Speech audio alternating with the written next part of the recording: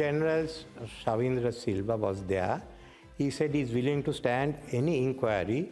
In our ones, we had not found anything. The Americans, though they blacklisted him, can't say what it is about. He served in UN and part of the office. As far as I was concerned, it's a practice not to replace military commanders during election.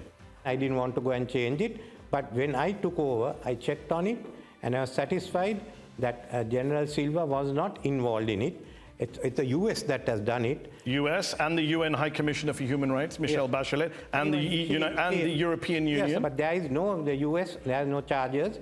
He's willing. In fact, he's one of those who want the Truth and Reconciliation Commission to come into being. So you set up this Truth and Reconciliation Commission, and last year, when you were president, you got an open letter from victims of the Civil War, journalists, activists in the North and the East, and they said there's no point to this commission when they're still being subjected to, quote, surveillance, intimidation and harassment by security agencies and land grabs. Why were your security agencies subjecting them to surveillance, harassment and land grabs? There have not been many. There have been some instances we stopped it, but I did not deal with it personally. Why? I kept out. But it's hard to talk about truth and reconciliation if people are still being subjected to human rights abuses. As I told you, we inquired. Some were correct, some were not. But I will not. I am not going to answer any more of this. I feel there are a lot more to be done to get justice for the people of the country, or the Tamils. Okay, let's go to Madhura Rasaratnam, who's a senior politics lecturer at City University, executive director of Pearl, an advocacy group for Tamil human rights in Sri Lanka.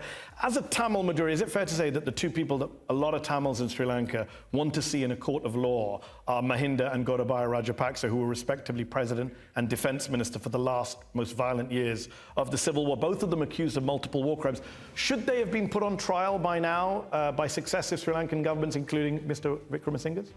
I think, yes, the time for justice is long past. Mr. Wickramasinghe's attitude to your question about justice for the victims, the callousness, just exemplifies the attitude of the Sri Lankan establishment writ large, and how we got to a point of, mass atrocities, right, on that scale. And just to say, of course, Gaza is very much on our minds at the moment, but there are unbearable similarities between what happened on the beaches of Mullawaikal and what happened in Gaza. In both cases, you have populations hemmed against the sea, subject to humanitarian siege conditions, incessant aerial bombardment, with atrociously high casualties, medical procedures being done without anesthetic on purpose. The UN estimates that about 40,000 people died in a space of 5 months.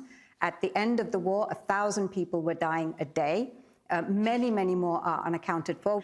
Those crimes occurred because you have a political system of which Mr. Wickramasinghe is a part for the past 70 years that has prioritized ethnocratic politics, pleasing the majority at the expense of good governance, at the expense of fairness, at the expense of justice, right? At the expense of efficiency. So what happens when you get that? Okay. You get escalating hatred against other groups, and you get poor governance leading to economic collapse. Let's bring in Nurj Deva, who's a former British MP, served as an envoy for President Wickramasinghe when he was in office.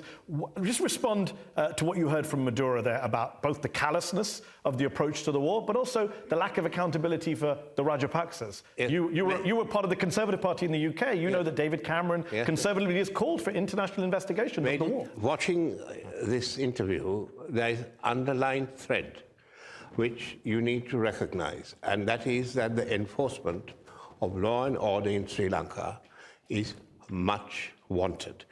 President Wickramasinghe's own house, with all his precious books and paintings, were burnt. To this day, not a single person has been arrested. So the question is not what President Wickramasinghe can or cannot do. It is whether that lousy system of justice is viable or it needs to be reformed. Now, that is where we all should focus our attention. If you want to look at Ranil Wickramasinghe's role in the ethnic war, look at what he did when he was Prime Minister, when he invited the LTTE to give up arms and come into the democratic system. And what happened? He broke the LTT in two. One half of the LTT decided to come into the democratic fold.